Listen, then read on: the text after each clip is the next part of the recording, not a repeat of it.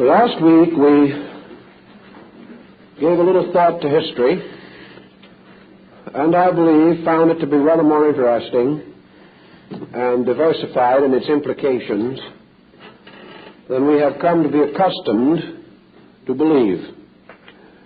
This week we want to explore education. And here again, there are many valuable lessons and interesting observations that can be made and can be learned from this field of human endeavor.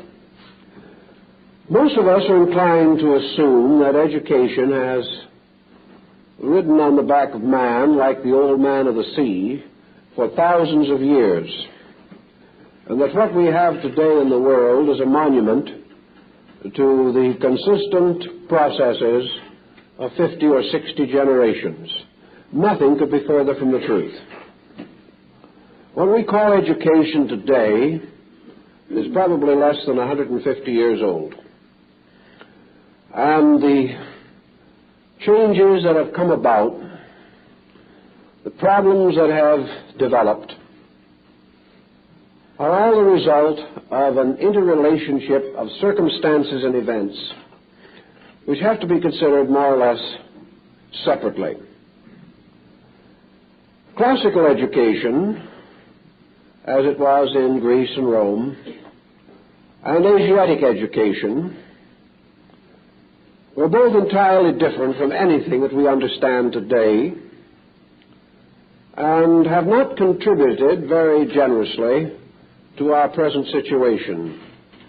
They have contributed a great deal of subject matter, but very little methodology. Several definitions of education have been given at different times. Strangely enough, most of them are a little embittered. Even the great educators have grown sarcastic when trying to define their own subject. Perhaps one of the neatest concepts that we have by way of definition is that education is the almost eternal process of the old indoctrinating the young. This is one of the things that has been observed through time. Education is always in the hand of the adult, and the adult is conferring it upon his progeny.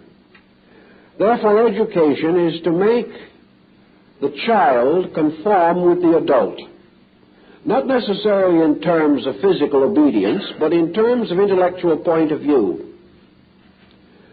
As therefore, the conformity with a past generation has always, at least psychologically, influenced educational theory, the average so-called educated person is deficient in the natural abilities to face the future or to create a new world for himself.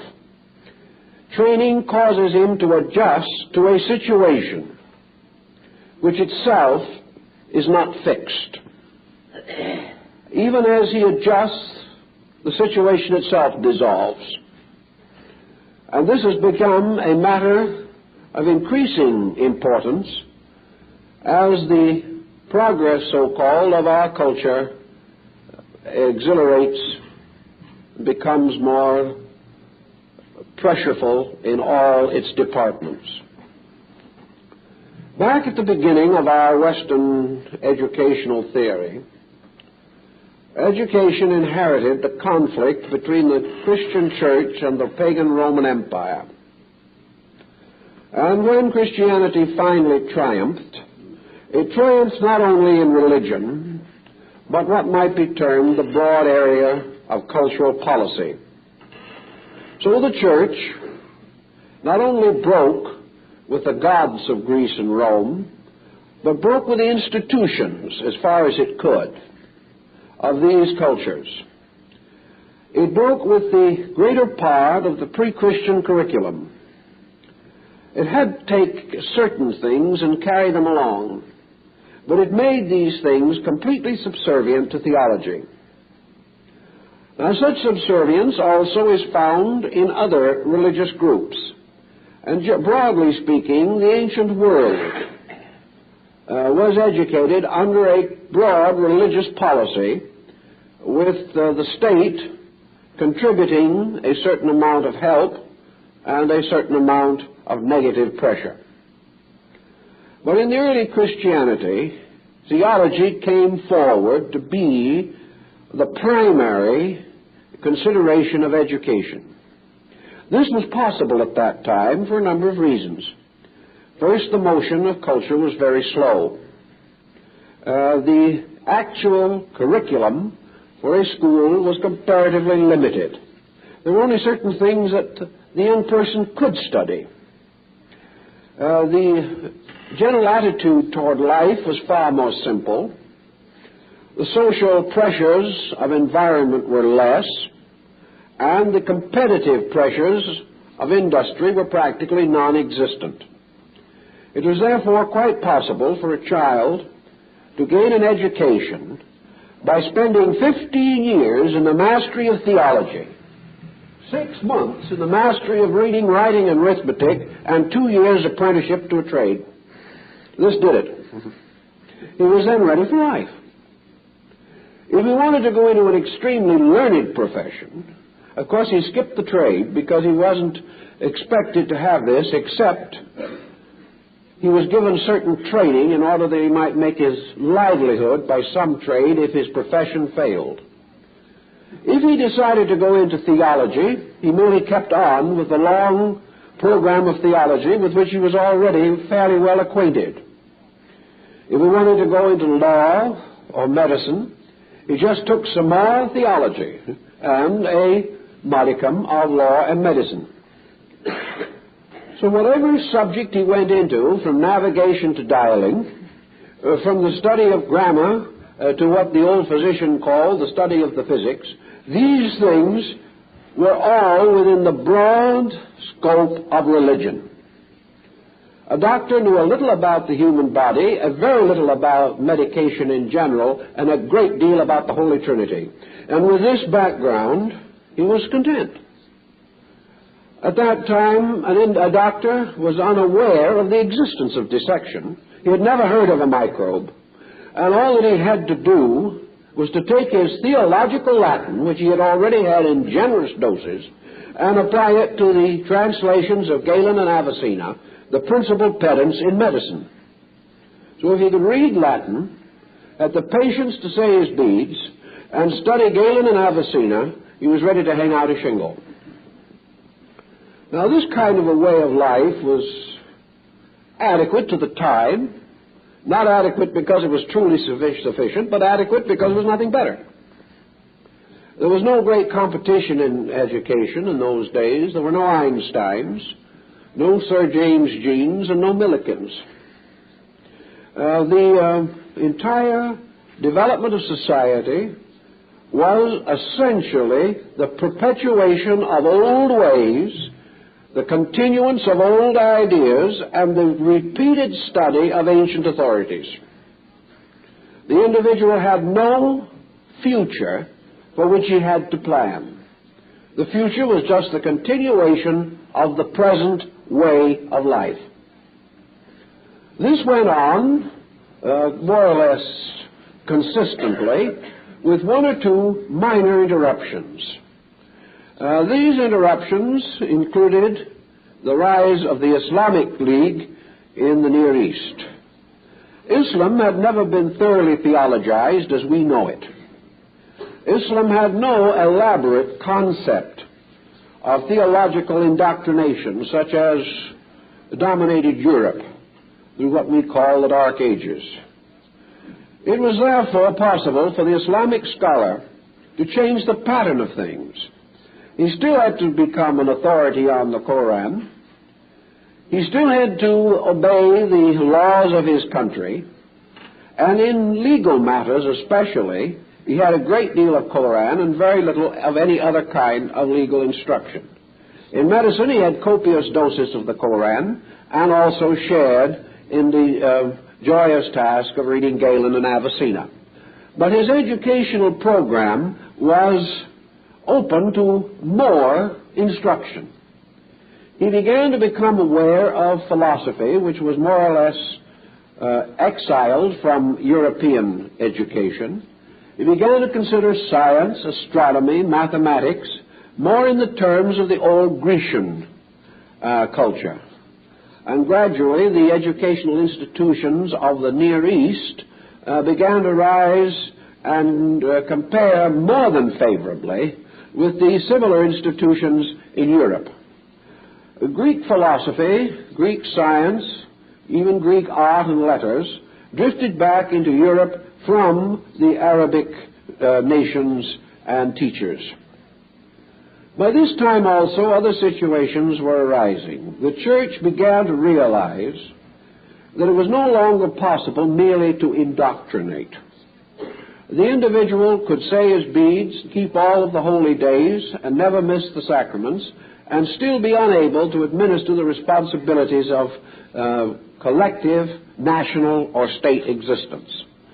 So gradually the church broadened its area, not at the expense of theology, but at the expense of the time of the student.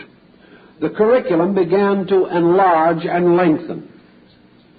Nothing that was taught was left out, but more was added, until finally schooling began to take on a little of the pretension that we recognize today.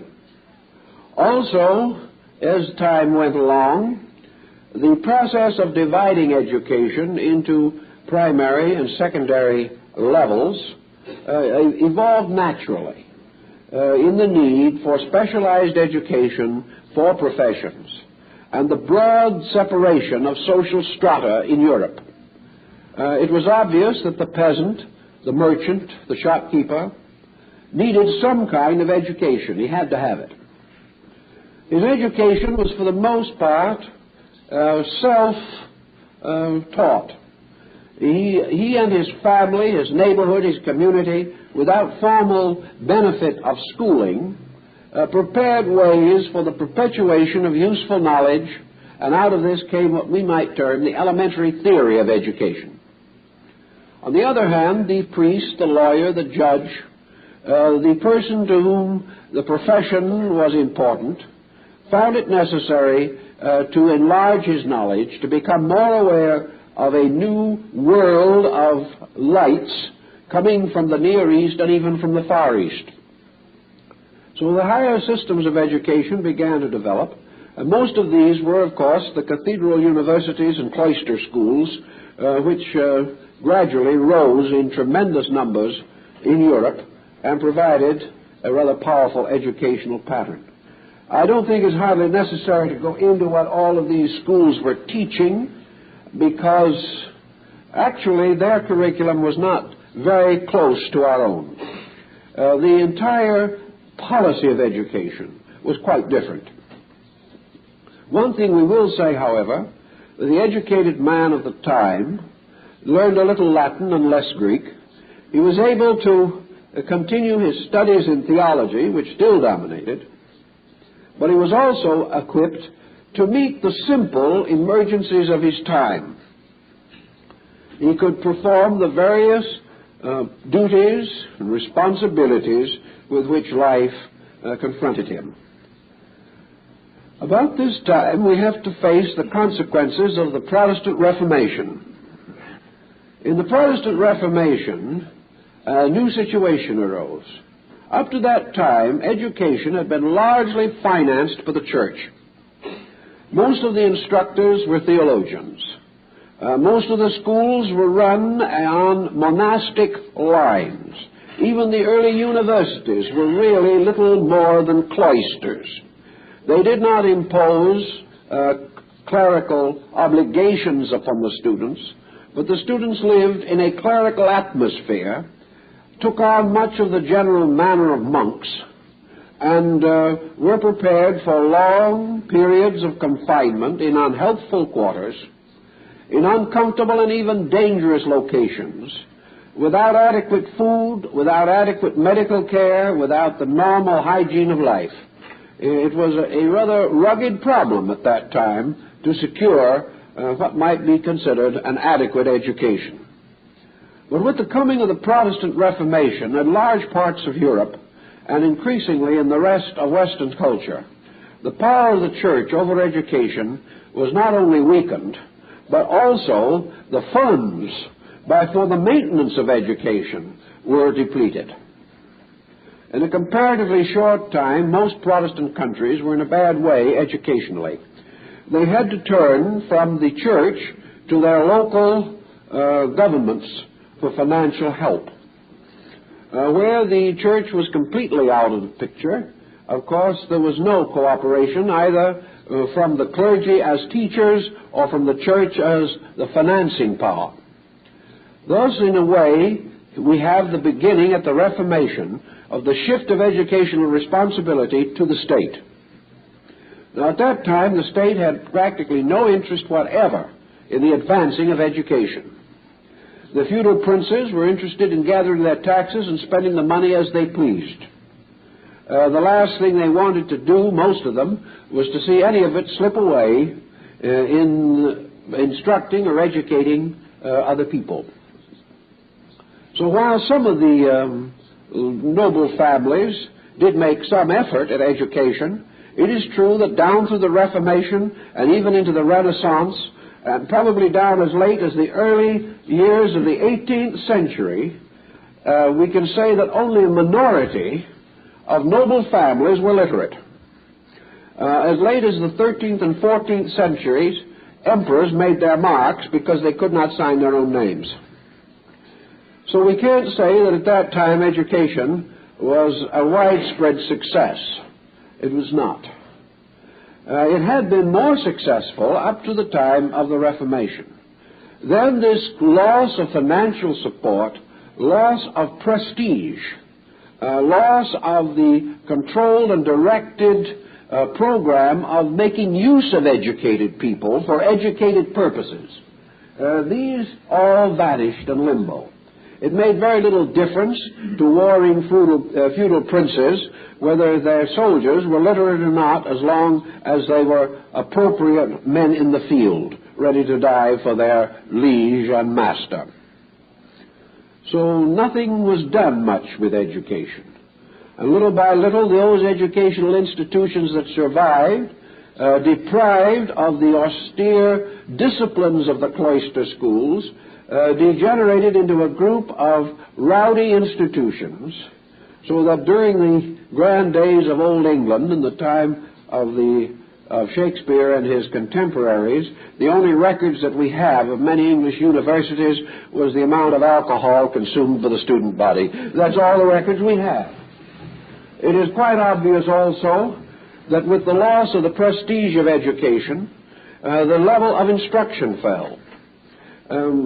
Instruction began to take on the position that it held in our own country 150 years ago, when school teaching was a kind of a benevolence in which persons with a certain moral determination to be of value to young people simply turned their backs on comforts and luxuries and worked for a lifetime for a bare maintenance, and that was about all the teacher got at that time.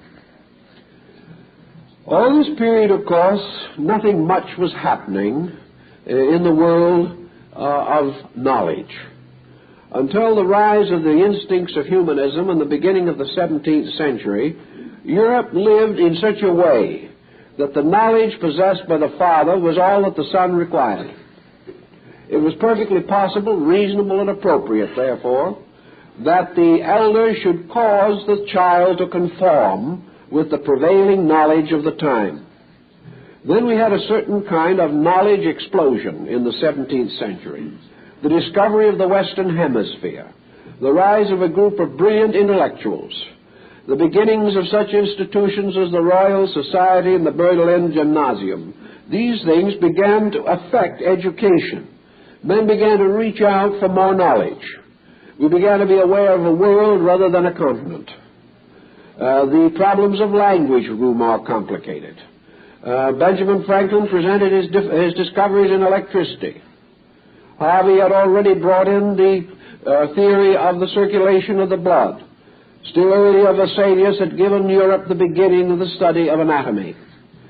lines of thinking totally unknown in the past or regarded with no particular consideration suddenly became the pressing considerations of the moment. It became more and more obvious that man was determined to learn to think, that he was determined to think much as he pleased. The Reformation had cleared away the necessity for religious conformity.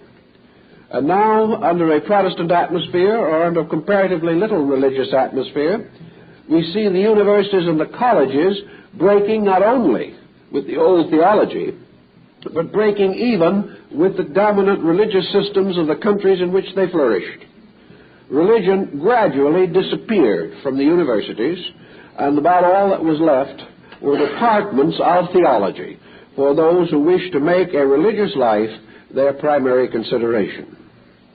Now, this brings us to a point where we must pause and summarize, because we are in a situation that is particularly interesting and psychologically important. The gradual restriction on religious teaching began to affect the primary theory of Christian education, namely, that the beginning of education was the establishment of generalities in the mind. In other words, a young person growing up should first have certain general knowledge. And under a religious system, this general knowledge was largely ethical and moral. Under a religious system of instruction, the child's primary instruction was in good and evil, in character, in the development of convictions, in the recognition of moral duty and responsibility, such as obedience to parent or authority, maintenance and protection of the laws of the community. The individual was taught certain self-disciplines. He might be even taught the dignity of poverty. He was certainly taught the indignity of attaining worldly goods by unreasonable or unfair means. Under this general theory, then, of principles of education, two types of instruction were given. One was the general theory of knowledge, ending in the concept of the baccalaureate. In this general theory of knowledge, the individual gradually gained control of what might be termed instruments of knowing within himself. He learned reading, writing, and arithmetic, which were to become tools rather than actual attainments in their own right. With them, he could approach or attack other subjects. Therefore, they became basic instruments of knowing. He gained certain moral insight, and he was given a basic knowledge of such crafts and trades as might be necessary to his survival. This was all in the general line. If he came from a better level of society, his general education would include literature and letters. He would learn to know something of the philosophers, something of the artists, musicians, something of the cultured people of the world who had preceded him, and would learn from these things a number of points which might be applied to the cultivation of his own gentility. The broad program had to come first. This broad program then prepared the individual largely to be a gentleman. Now, at that time, this was very important if he was a gentleman, and no importance at all if he didn't belong to the proper level of society. But higher education did verge toward this problem of gentility. It helped the individual to recognize values also. He had to labor hard and long for what he learned. He was miserably treated by his instructors, who thought nothing of beating him half to death for no particular reason except their own sadism. He was struggling against something almost as cruel as a certain type of apprenticeship, and some of the old apprenticeship systems were very bad, the masters actually making complete slaves out of their apprentices and actually grudging them enough food for survival. This situation made education a difficult, long, and tedious problem, and those who attained it did so because of an irresistible determination to attain it. Nothing was handed on a silver platter in those days. With the rise of the humanists after the beginning of the 17th century, we find a gradual encroachment upon the generalities of education. We find that the individual looking out into the world of knowledge became early fascinated with some aspect of knowledge, so that by degrees the time allotment was reduced as far as generalities were concerned, and specialties were more and more emphasized. By the middle of the 18th century, education had already broken up into a large group of specialties. These specialties, however, were moving very slowly in comparison to what we know as specialties today. It also is interesting to realize how the books of great learning at that time really unfolded the information that young people needed. There were, for example, whole books written on this learned subject as the preparation of periwigs, and they became part of education. Periwig being a powdered wig worn by a dignitary for some purpose or other, especially a justice on the bench in the English courts. Other learned problems included how to grind pepper and things of that nature. And whole tirades were written on the menace and danger of the drinking of chocolate and the deterioration of Western European culture. All these things were just moving in every direction. For the first time, European people heard of foreign plants and animals. It was not probably till the 18th century that Europe finally gave up the idea of the existence of mermaids and unicorns. Up to that time, they had been included in the official textbooks of zoology. So not only were they learning a lot that wasn't so in those days, but they were also wading through a mass of ill-digested material. Textbooks were so heavy that they were chained to benches, and a little ordinary reference work might mean the shifting of a ton of literature.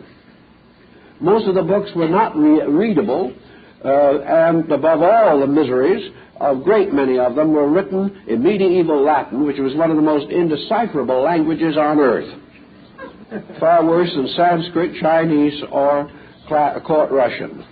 These problems called for more reformations. One of the first of these reformations was to get what were called the lower grades of education into the argot of the people. Paracelsus of Hohenheim, remember, was one of the first to teach the principles of medicine in the language of the people, in his case, Low German. Up to that time, all learning, everything that was important for man to know, was in Latin. And such Latin. Latin, the like of which had never before been seen, and which still is a sealed book. Most works in Latin of that period are not even translated today. It's been given up as almost a hopeless job. Well, not only were the books written in a very corrupt Latin, but most of the typesetters could not read Latin, which also resulted in a joyous situation. Also, there was a delightful habit in those days when they wanted a line of type to come out even, and it wouldn't, they just threw away a few letters. This further complicated the effort to find out what the author intended. When Martin Luther read his version of the Bible in Low German for the first time, he couldn't read it. He had translated it himself, but he couldn't make out the printed form. It was so bad. So this problem led to broad reforms and the effort to bring the basic principles of general education into the language of the people. This was a beginning that was to bear considerable fruit, but even some of the real fine leaders of our thought were very unhappy about the whole situation. One of the most unhappy was dear old Lord Bacon, and when the time came for him to write one of his most important books, he first wrote it in Latin, then translated it into English himself, later taking the English translation and translating it back into Latin. He wanted to be sure the job was thoroughly done, and it is in this way that we received the De Augmentis, or the Advancement and Proficience of Learning.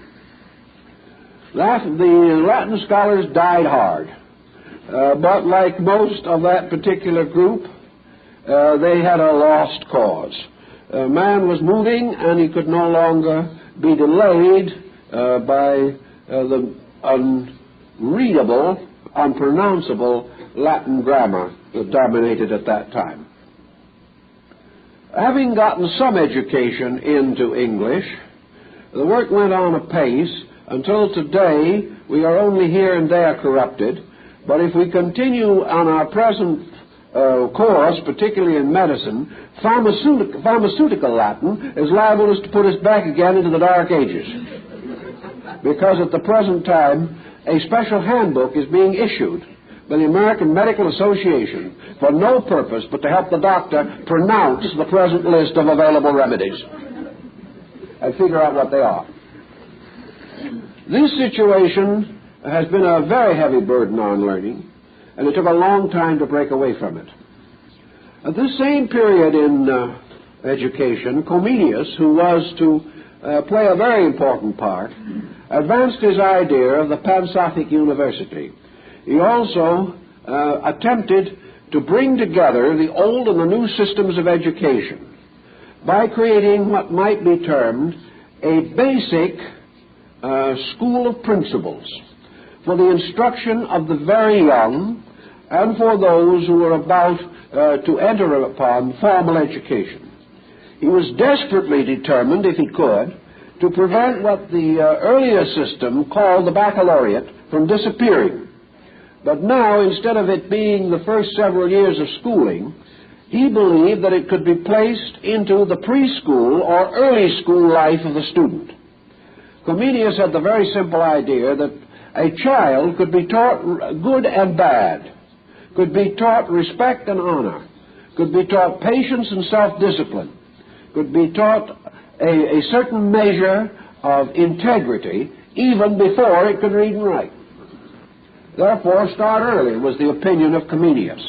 Remember, and he was working in the 17th century, his thought was, remember that it's going to be very difficult for your child to survive the corrupting influence of education. Therefore, the only thing to do is to get his character well set before he's exposed to it. If he goes dashing into education without morals, he will never have any morals. Well, Comenius was thinking rather straight for his time, and of course, as a reward for this, he was totally ignored. Whereas a number of rather silly little books, which antedated and perhaps became the archetype of the McDuffie readers, were generally accepted. So Comenius became the father of the McGuffey system, but his own principles were ignored. By this time also, we were beginning to feel the exhilaration of knowledge. We were no longer a people, even when I was quite young, I remember visiting in eastern Pennsylvania farming families. I lived with one or two of these farming families at one time, and there were 7 or 8 children, and they were successful farming people. The whole family got into the wagon every Sunday morning and went about 8 miles to church. They then spread a picnic on the church lawn afterwards and had a reunion with their friends and relatives and went home again. This was Sunday. The rest of the week, these people worked in their fields, gathering in their grain. They subscribed to a weekly newspaper. They made about 3 trips a year to a large city, that is one of over 5,000 population, where they did the marketing and shopping for the year. This family was a standard family. They could all read and write. They had only a dozen books in their possession. There were no available libraries. They could read, they could write, they could think. But there was no problem in their lives of advanced educational insight. They had each had probably the equivalent, with breaks for harvesting and bad weather, about 2 years of schooling, and were considered to be respectable, well-informed agriculturists. They had all they regarded, and they were regarded as needing. And what was necessary for them further was provided by the clergyman, the local lawyer, and the local doctor. This was their way of life. They felt no other need. This situation could not go on, however. The world was moving, times were changing, and little by little the need for bringing education to the people was strongly and clearly felt, not only in Europe, but also in the gradually integrating society of America. So by the middle of the 19th century, education began to take on formidable proportions. And whereas in the time of Dickens, a child was fortunate that had a year of schooling, today the child is regarded as unfortunate if he cannot have 20 years of schooling. This has become, again, one of the great situations.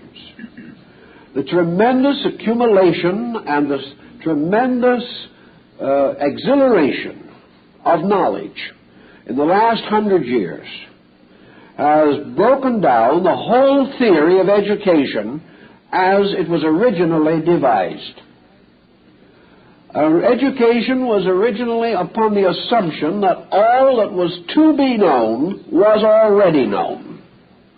And the average person didn't live long enough to discover this was not true. Because the motion was so slow that a man educated in a small community in England or in Germany around the year of 1600 could live to be 98 years old and rest with his fathers without feeling that he had in any way failed to be contemporary. The contemporary pace was so slow that it was measured in centuries. Today it is measured in days or in weeks. There were no really abrupt changes, and such changes as there were in those days were so gradual that the average person could adjust to them without any very great shock. Now we have a situation in which not only is change continuous, but by the very nature of change, change is continually undermining the previous structure of facts. We are not only forced to learn more than ever before, but we are forced to unlearn continuously that which we regarded as necessary. Now, this does not always mean that we have to unlearn because what we learned was not so. It may also be that it has become obsolete. And this is essentially true in nearly all branches of specialized endeavor. The person today who graduates from school has no reasonable expectation of educational security for the span of his life. If he wishes to be advanced in his profession, if he wishes to be contemporary in his thinking, his education must go on continuously to the end of his life. If he fails to make this continual adjustment with the motion of so-called progress, he is soon going to be out of date. His knowledge is going to be inadequate. He will be unable to adjust to the changes that arise, and he will be unable to compete with those who are more industrious in learning than himself. We now suddenly have a new concept. Learning is no longer merely remembering what is known. Learning now is a problem of learning to anticipate the unknown. Learning to be able to adjust oneself to a situation in which tomorrow will have no valid relationship with today, so far as consistency is concerned. This means that we are in such a rapid transition that the whole structure of learning has lost nearly all of its authoritarianism. We can no longer quote Aristotle with finality on any subject. We can no longer quote Darwin with finality. In fact, you cannot get up today in a university and quote Einstein with finality. You are now only able to quote that which has appeared in the journal that was published in the morning, because the afternoon edition may take it back. This situation leaves the average person in an educational dilemma. He must go through this elaborate process of learning. But when he has completed it with honors, he has not learned it. He must spend 10 or 15 years mastering a science, only to learn when he graduates that he has not mastered it at all, and that the science has been moving more rapidly than his learning has been able to progress. It is actually a fact today in this highly technical department of learning that a man who graduated a year ago would have difficulty starting again at the beginning of that system of education and graduating again. In other words, if you graduated as a doctor in science and you went back to your own first year in science and tried to take the examination which you passed with honors 4, 5, 6, 8, 10 years ago, you would probably fail. Not because you have forgotten a thing, but because what you learned isn't even being taught anymore. This is cutting in also under the value of what you have learned. So that instead of being able to say, I have a doctorate in science, I am therefore now qualified to enter into the scientific world, this strange thing called change has cut in under that doctorate and has very largely invalidated it. In order to be able, therefore, to go on, for instance, in a scientific laboratory where you might be wishing to do something in the scientific line, the first thing you do when you graduate with your sheepskin in one hand is to be taken by some large corporation into its own laboratories and put to school again. That is what it really amounts to. Because in the course of life which you have spent trying to learn, that institution for which you are now working has outstripped everything that you have known. To learn, therefore, is no longer to take hold of something, and when you have it, you have it. This no longer exists. Learning today is a series of perpetual adjustments, a problem of being eternally contemporary. The generation that teaches you is archaic before it has finished teaching you. The very professors that are now instructing you could not get a job which you hope to get when you graduate. To meet this kind of a situation, we have to face not only a complete reorganization of the basic theory of education, but we must in some way streamline or reduce or integrate the concept of education into a more workable instrument. To attain a specialty in medicine today, for instance surgery or something of that nature, it is not unreasonable to assume that the average student will have to spend from 18 to 24 years in school. Well, this is a long time. It not only is a long time in terms of its discouragement to the average person, but it is a major inroad upon the total life of the individual. It means that he has to be from 25 to 30 years old before he can begin to practice his profession. Even then there are further restrictions upon the probability of his success. And he is fortunate if he can really get himself on his feet and going by the time he is 30. And according to present employment standards, he is obsolete at 40. Thus he has about 10 years with which to meet the tremendous challenge, not only of his own survival, but bringing up a family and preparing for his old age. By the time the person who is now going to school graduates 20 years from now, he is going to be living in a world which the present-day school does not even dream about. Yet he must continue to go along on procedures, methods, and policies that are not changing. He must realize that there is a constantly widening interval between the public school and what we might term the areas of practical knowledge. This widening interval may not be so noticeable in elementary education, but it is certainly present and obvious in higher education. How to cross this interval under the present policy is not an easy question to answer, because those now controlling education have no idea of this interval themselves.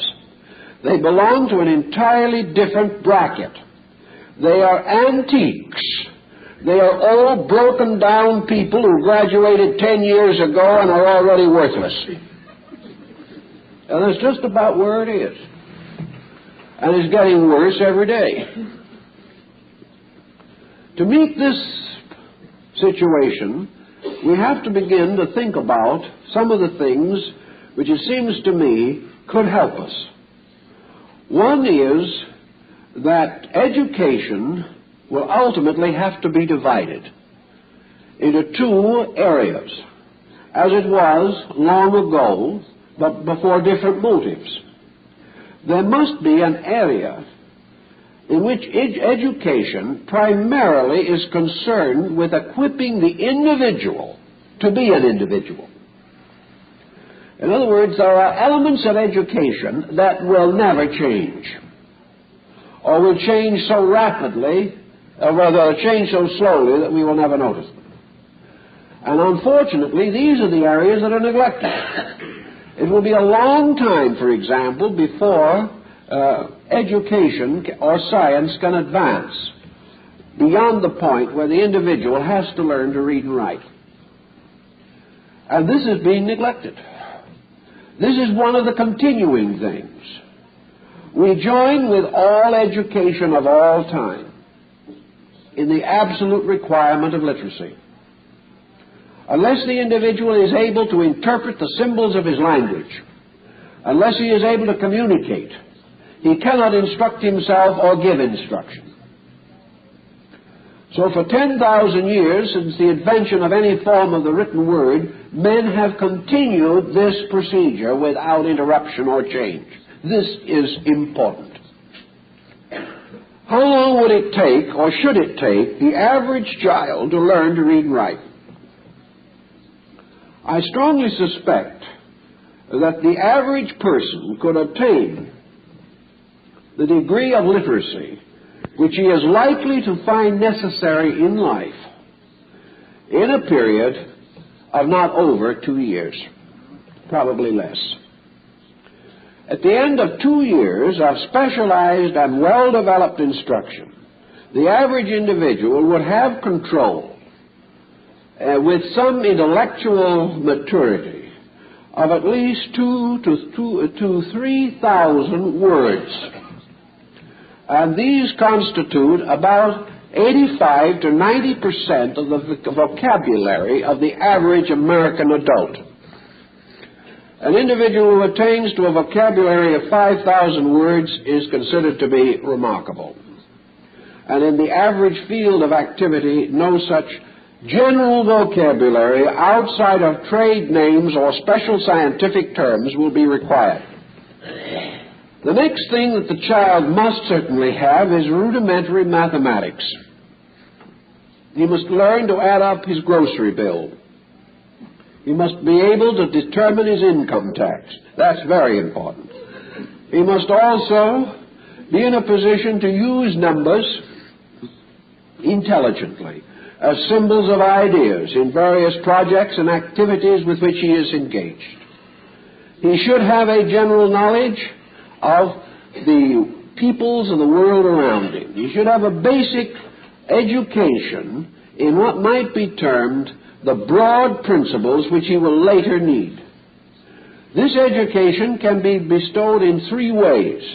It can be bestowed by the school, by the family, and by the religion or cultural outlet, whatever it may be. It is estimated that with fair luck, the essential principles of this type of education can be communicated to a normal child in a period of not more than 3 or 4 years. In other words, a child beginning, say, its schooling at 8 instead of 6 should be able to have a fair grasp of all of these essentials by the time it is 12 years old. The reason that it doesn't have this grasp is because of the increasing loss of momentum through massive number.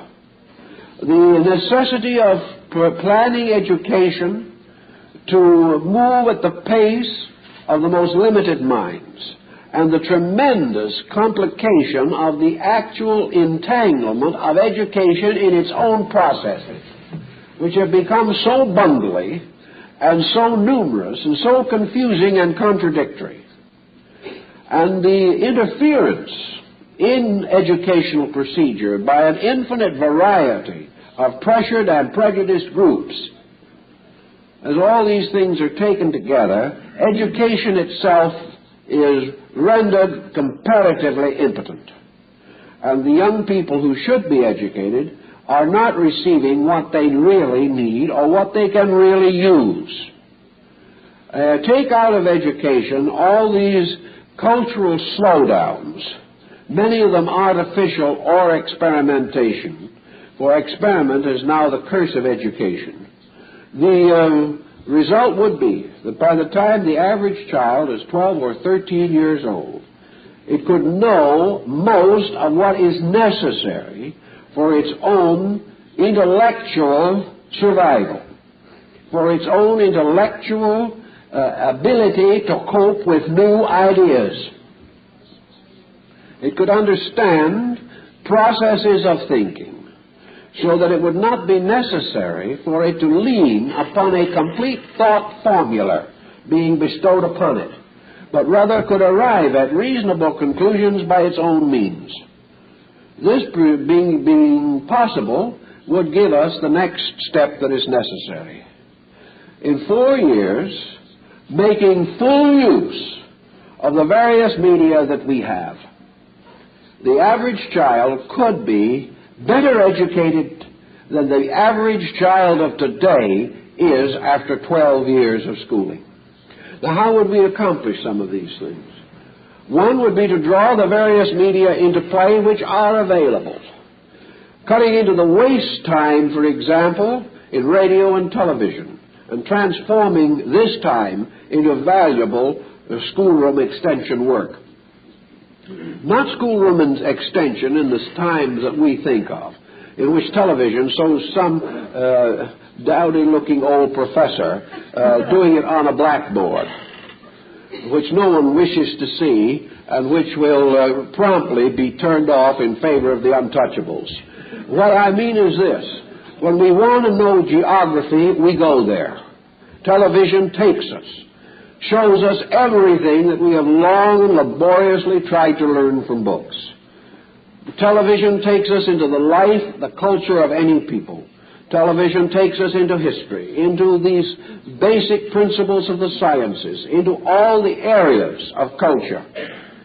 Television and radio, as a supplement to education, could take hundreds of hours out of classroom time and give the individual not an intellectual concept of things, but a actual visual experience of participation. Much of what is now taught in grammar school could be taught entirely through this type of instruction, whether in a classroom or at home, because the actual seeing of the procedures themselves will reduce the time of teaching very, very markedly. Another thing that will contribute very greatly to the advancement of these problems is the gradual development of international education. And this will someday have to come. We had it in Europe in the feudal period, but it was again heavily dominated by the cloister system. but a student in Europe in the 12th, 13th, 14th century joined a university, but he did not necessarily stay there. Part of his education was to be transferred periodically from one school to another in one country or another, so that in the course of his instruction, in taking his lessons, he had been able also to travel through the greater part of Europe. He had already come in contact with practically every culture of his time before he graduated. He took so many years in Germany, so many months in Spain, so much time in Holland, and certain other length of time in France. He was already well acquainted with Italy. He visited Portugal. He did a little postgraduate work in England. And by the time he really graduated, he was not only informed according to his day, but was well-traveled and had the experience of direct contact with other peoples. This is a valuable experience, and a great deal could be done to hasten and deepen educational procedure by combining education with the experience of social adjustment with the cultures of other peoples. This has already been advanced as a possible, powerful force toward world peace and toward preventing the misunderstandings between nations that result from just plain, old-fashioned ignorance. And it is perfectly possible for an individual to graduate cum laude from one of our greatest institutions without sense enough not to be intolerant. But if he lives with other people, if he works with them, if he actually understands them, he is not nearly so likely to be able to go along with a pig-headed prejudice against someone on the other side of a national fence. This type of thing means a great deal. Also, learning by doing is a very important thing, not only in the trades, but also in sciences and arts. Young children can be already taught most of the principles of basic science as play rather than as work. In fact, many young people today are teaching themselves better out of school than they are being taught in school, as a result of their tremendous interest in the creation of model airplanes, model motor cars, model space rockets, and things of this nature. They have already a fair knowledge in these fields which do interest them, much better knowledge than they receive in school. So gradually a policy can be developed by means of which an extension of education becomes part of the play life, the game life, the happy life, the non-tedious, joyous expression of young people simply living and enjoying the process of finding out the things they want to know. Much time can be saved by simply building this concept into the American way of education. Also, this process keeps these young people contemporary. They are no longer going to sit back and read Dickens as their fathers and grandfathers did. They are now out to explore an unknown world, and they intend to explore it. But they have not the proper faculties and facilities under our existing situation to meet the demands of their own minds for a larger experience of life. This proceeds into nearly every form of our educational system. Up to now, education is built up upon remembering formulas. Education is built up on the process of becoming informed about what other people know. This is necessary in certain professions, arts, and sciences. But broadly speaking, this has been overemphasized, and the result has been a terrible loss in the production of thinkers. Instead, therefore, of continuing this process of piling one mass of facts, we have to learn how to cope with situation rather than to remember it. Instead of feeling that we are informed because we can quote somebody else, our informedness must be proven by the fact that we can adjust to the unknown of tomorrow. The essential purpose of education is to create a person who can safely live tomorrow. It is not enough to equip him with any group of dogma upon which he must depend for knowing. It is assumed, of course, that tomorrow is merely the extension of today. This was once true. And now, however, tomorrow may be the complete contradiction of today. There are several ways in which this can be possible. One thing, for example, is that with this high development that we have in nuclear physics, today we have an uneasy peace. Tomorrow we might have a war of extermination. The individual who is educated must not only be educated to get along in the uneasy peace that he now experiences, he must be equipped to meet the challenge of a complete catastrophe if it should occur. We have already found that a great industry, like the motion picture industry, has grown, reached a tremendous sphere of influence, has declined, and now virtually died within the generation in which we live. Individuals pass through its entire career carrying with them a tremendous institution in its rise and fall in 50 years. The individual who trained for that type of life is already unemployable. No matter what we work with, we work in a complete period of transition. And to meet this period of transition, we have to have a different kind of education. And the point that is most important of all seems to be that this different kind of better education could be conferred more rapidly than we are now doing it. Looking forward, sociologically speaking, into the next 25 years of our way of life, we cannot hope to estimate the changes that will occur, but we can, to a measure, suggest the probable directions of some of these changes. We know that beyond any question of doubt, many of our most cherished and considered staple institutions will be gone. We know also that most or many of our methods of doing things will be obsolete. That somewhere along the line, this whole situation will change. We know, for example, what electronics has done in the field of human endeavor in a comparatively few years. A few years ago, there were no careers in the field of electronics. Today, it is one of the most promising fields. What its future is, however, again rests upon tomorrow, upon the next discovery of the human mind. This procedure goes on and on and on. And to meet it and to face it is a tremendous challenge upon the life of the individual. So lots of young people coming up now, looking around the problem, have decided their own way about this.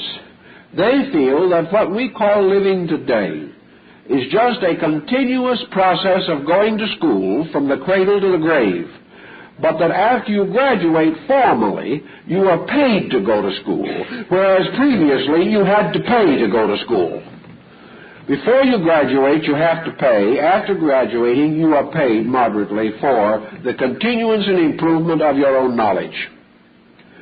Now, as in the cases of some of these more pressureful fields, I have talked to men, for example, in learned professions, and they have told me, they say, to keep up in a reasonable way with the present trends and changes in our fields, to enable ourselves to say honorably and factually that we are up to the minute in our own specialization, would require approximately 200 hours a day of work for the rest of our lives. It would take that length of time to read the new literature on the subject. More than that length of time to try to understand it. The individual, then, most modestly speaking, finds a career as far as profession and trade are concerned, is becoming an ever more consuming force in his life. In order to maintain himself in one of the higher brackets of society in which he lives, in order to regard himself as an executive, a leader, or a technically educated person, he must practically devote his life to the continual amassing of knowledge. If he does not do this, he will be outraced in a short time, and he may be replaced by another person much younger and less intelligently informed than himself, but possessing the immediate answers to some new situation that has arisen. This means that what we call education, progress, development, these things not only become essentially the foundation of our economic survival, but they gradually encroach upon every other area of our lives. And in the end, the problem of trying to know will very largely eclipse the experience of living itself, so that we will no longer live as persons, to experience as persons the unfoldment of our own characters. We will live merely to become continually contemporary with the advancement of knowledge. Into this general shambles will disappear the American home, the American concept of family, friendship, leisure, and all the quiet ways of self-expression and self-improvement that we know. A really well-trained and up-and-coming young scientist cannot have much time for recreation. He cannot do much with music or art. He has very few evenings with his family. His children hardly know him. Yet he must do this or he will be unemployable in 5 years. Something has to be done about it, because it's gradually destroying the very ends for which it was intended. The purpose of education was to liberate man, liberate him from the unknown. Actually, the present process of education is enslaving man. In trying to liberate him from what he did not know, we have put him into slavery to what he does know. We have not achieved our end. We have not achieved leisure. I remember only maybe 15 or 20 years ago, we had a political movement in this country that talked about the possibility of replacing men with machines, so that within 10 or 15 or 20 years, according to their thinking, we would all have a perpetual holiday on full pay. It didn't materialize, and it never will. It has the utopian element in it.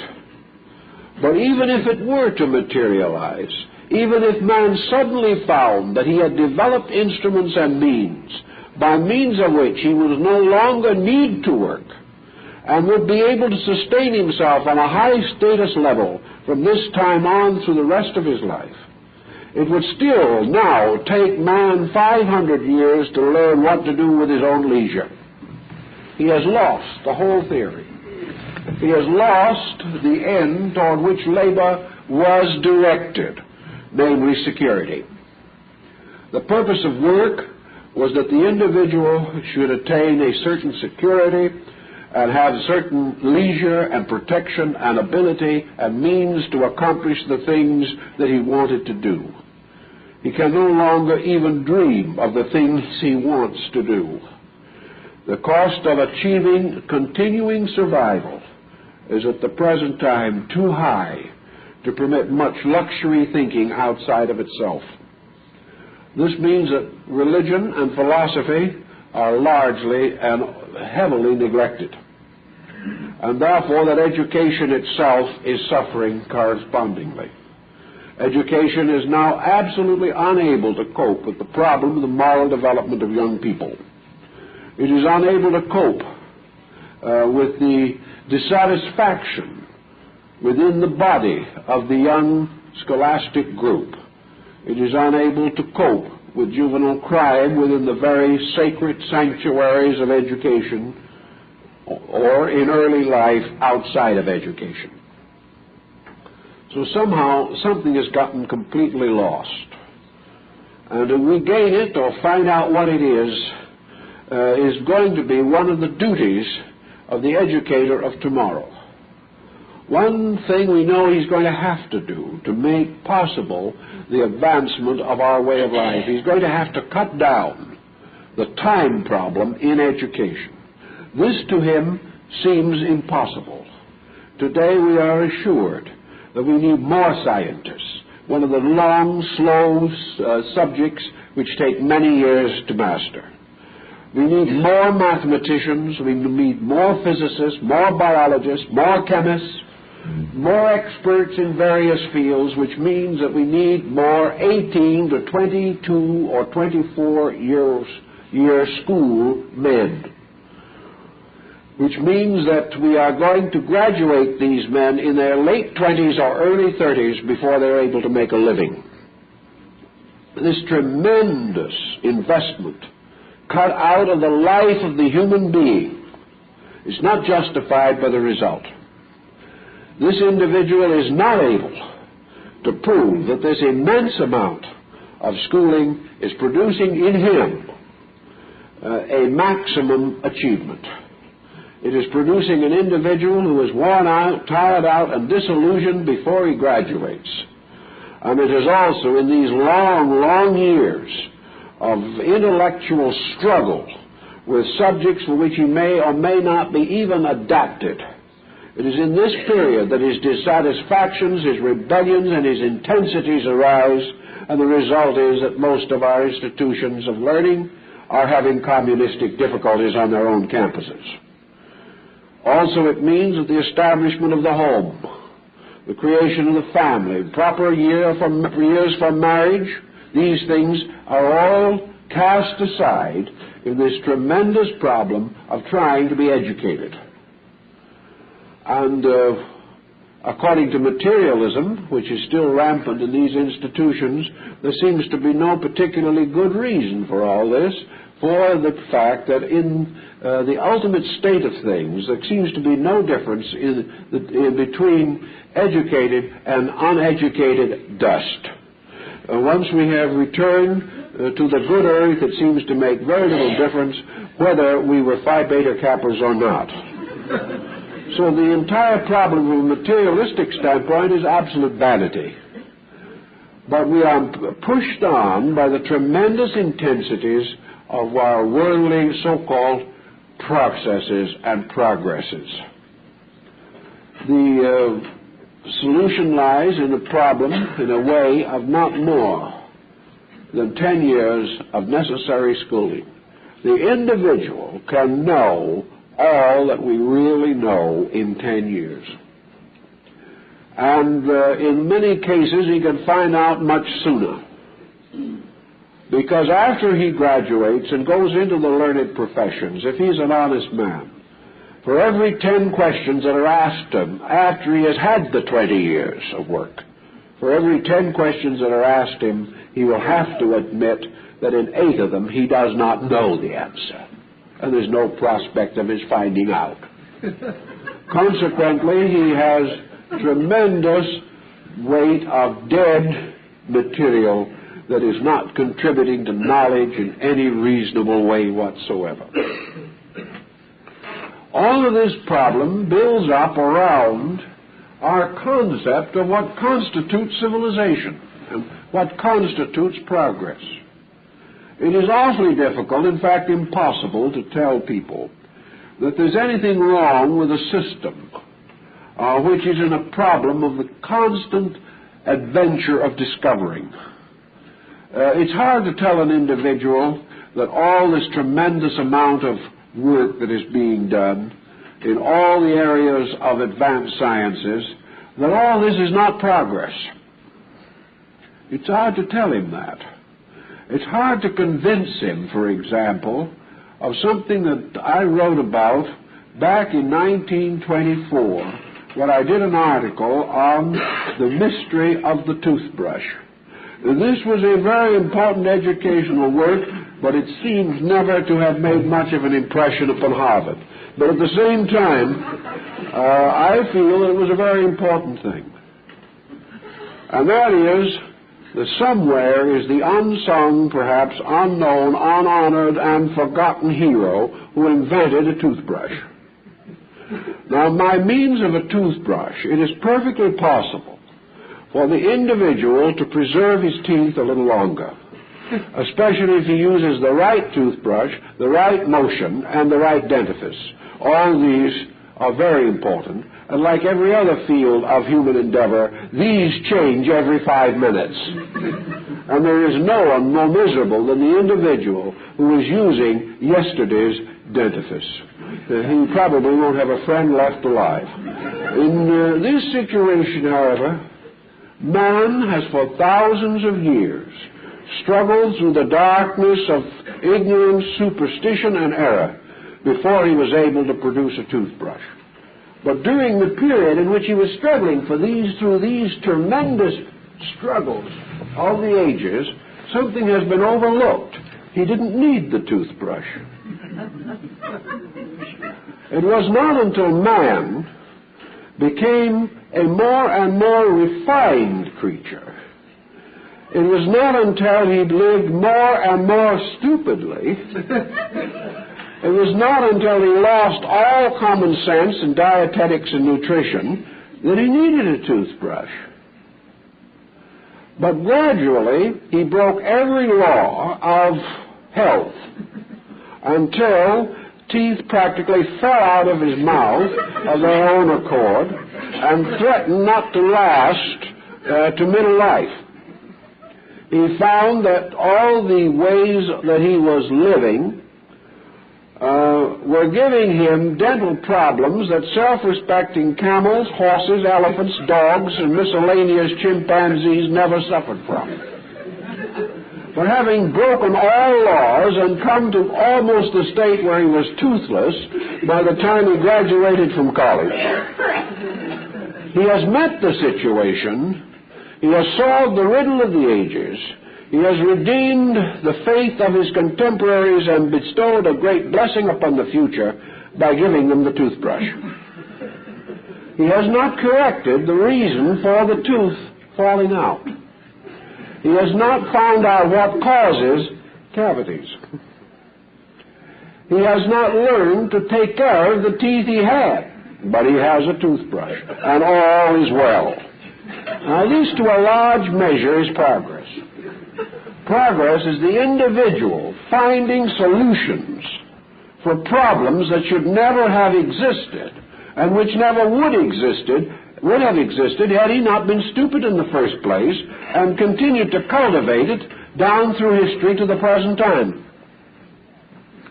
So a great deal of progress, as we know it, is simply the individual trying to rescue himself from his own mistakes, to try to find some way of patching up his own superb ignorance in all the essential values of life. Progress, for instance, today is an attempt to balance military power to prevent the Russians from attacking us before the Chinese can attack both of us. Progress is therefore to preserve this delicate balance of power which should never have existed or been needed in the first place, and not the whole world united in one magnificent exhibition of adolescent selfishness. Progress is not all man moving gloriously forward. Progress is man trying to pick himself up after falling over himself thousands of times. If we could straighten out some of the essential principles of life, this whole struggle for what we call progress would lead to a moderate way of life toward essential purposes that are valuable. And we would end up far better off than we will be by the present procedure and with a little energy left to enjoy our well-earned benefits when they arrive. Education has not educated itself on the principles of what that are necessary for the survival of mankind. A very large part of our tremendous competitiveness is simply due to the competitiveness of others. All this competition is not leading to progress. It is leading to a ruthless warfare over profit that will ultimately submerge us and probably drive us into a socialized existence. After which time, many people will be bitterly unhappy, but they have never done anything to prevent it and would never stop their own selfishness long enough to cooperate with any cause that was trying to prevent it. Progress is not just this headlong dash that we are trying to incorporate into the concept at the present time. Progress has nothing to do with who gets to the moon first. Progress has nothing to do with 2 or 3 poor astronauts wandering out in space hoping they'll get back. These things are exciting, they're interesting, they're remarkable, but as the old Frenchman used to say, what have they to do with the price of eggs? And the answer is very little. It is interesting. They're luxuries we might enjoy. And if in the name of real progress we wanted to do these things, we could do them graciously and pleasantly and have a lot of fun with them and ensure as much safety as possible before these experiments are made. And instead of throwing countries into bankruptcy in a wild dash for these ends, they would gradually and naturally develop in a peaceful society if we wanted them. But under our present situation, progress is only a kind of struggle for survival against the tremendous pressure of knowledge. Knowledge is frightening us to death, wearing us out, and destroying the essential end for which it was intended. So we have to think a little bit about what might be done about it. What do we need to learn today? The average person has lessons which, if he could learn them, or could pass on this learning to his own children, or the schools could pass it on to the nation, would in 20 or 25 years probably have a marked effect upon the morale of our people and might very well make the whole world a little better place to live in. First thing of all, every child is entitled to know what is the great good toward which all this struggle leads. What is this accomplishment? What are we doing, and why are we doing it? And questions like that today are completely taboo.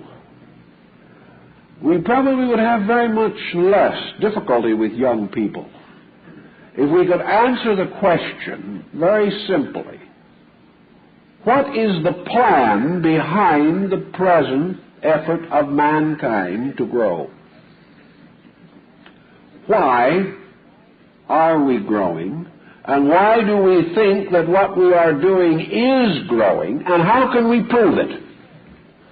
And if we continue growing as we're growing now, will we survive another 100 years? These are questions that need answers. And to find answers for these questions will be to integrate the human potential, the tremendous mass of human wealth and means, energy, power, towards some useful goal.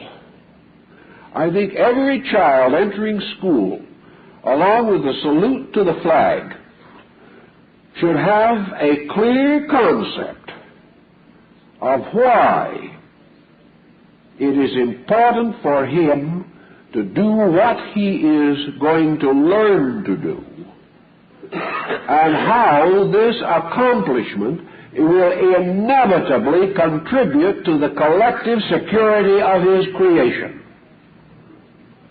In other words, I think that young person should know before he starts to learn that if he succeeds and becomes an outstanding person, that he is going to be a benevolent force in the way of life, and that he is not, under any conditions, going to succeed at the expense of another or advance his own cause by preventing the normal advancement of other people. Nor will he regard himself as successful merely because he has more than other people have. Nor will he think in legislating, in living, in working primarily of profit, but that he will think of the great plan and reason for the existence of his country, his nation, and himself. What is his prospect? What is he doing? Why is he doing it? When he goes into a course in medicine, has he already learned that medicine is a public service which is going to give him a useful living and a useful reason for existence, but that the exploitation of this, the false use of his knowledge for the unreasonable advancement of himself at the expense of his patients, is as serious a crime against society as murder? Does he know this? If he does not know this before he gets out of the third grade, he is not educated. I don't care what else he knows. If he does not know these things, he will become in his due time the parent of wars, the parent of more corruptions of peoples, of more disasters, of more prison camps and marches toward Bataan. He will continue to preserve the intolerances and intemperances which burden us. This young person must not be told that this is a noble career. It must be proved to him. He must see it. He must touch it with his own consciousness. He must look around him and see that this career that he is in is being served by honorable persons above corruption. If he does not see this, then there is no particular reason why he should regard education as adequate, simply because it perpetuates the way his ancestors made their mistakes. There is no reason why a future generation should be instructed in how to live by an older generation that is committing suicide. The education has got to get at these facts. And education has got to show the individual the reason for his own existence. It's got to show him why he should go to school and learn to read and write, and make him feel so much in that direction, so deeply moved by it, that he will want all reasonable education that he can secure. It must also teach him the value of his own life, the value of his own consciousness as a person. He must learn that education is a way of unfolding his own nature, his own character, and that education is absolutely worthless to him if it helps him to make $1 million but does not help him how to become a conscious, reasonable, well-adjusted human being. That the end of education is that man shall live well. And by living well, then he shall surround himself with those things which actually enrich his life. I have known many persons through the years who have worked, struggled, sacrificed, endangered health, family, and life to accumulate vast amounts of worldly goods. And when they had it, all they could do with it was waste it. I know persons who came up from young manhood working as oil riggers, digging into the ground, heaving pipes, building scaffolding. Finally, they made it. They became very rich. And what did they do? They took their life savings, the life work they had done, and were perfectly happy to spend it merely to provide food and drink for their own cronies. These people spent thousands of dollars simply to entertain each other with no thought of any values involved.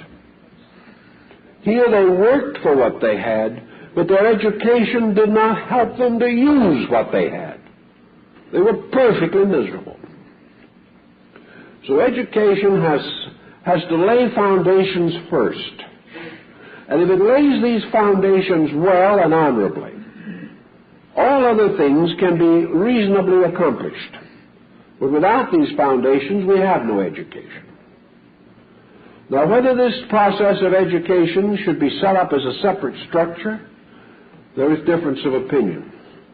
Perhaps man is capable of having this gradually impressed upon him by the very psychological environment in which he lives. This would be true if the environment was worth anything.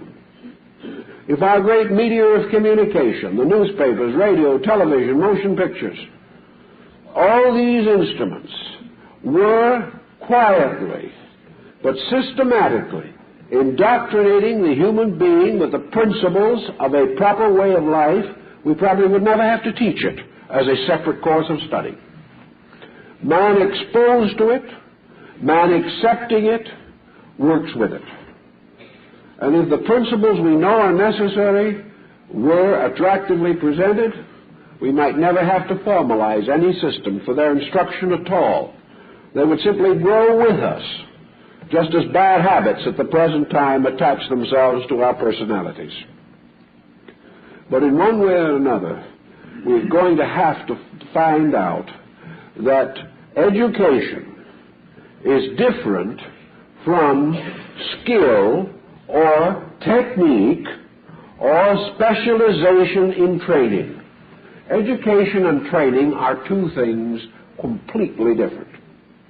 A trade school trains people, but education is not primarily a trade school. But any education system which teaches the individual only a trade or a profession, and I don't care whether it's bricklaying or astronomy, I don't care whether it is business management or the most advanced physical or mathematical sciences, if the education is solely to permit the individual to have a career in those areas, then he is attending not a university but a trade school. We think of trade schools now as largely for those who are uneducatable in other ways.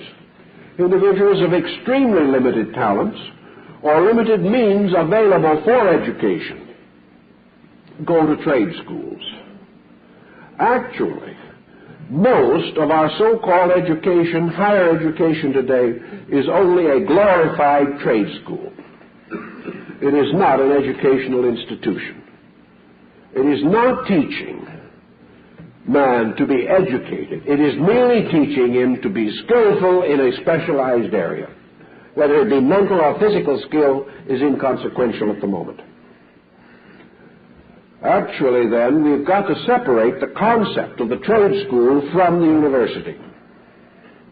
We've got to recognize that the primary function of the trade school is to teach the individual to have a career in whatever area he wants it.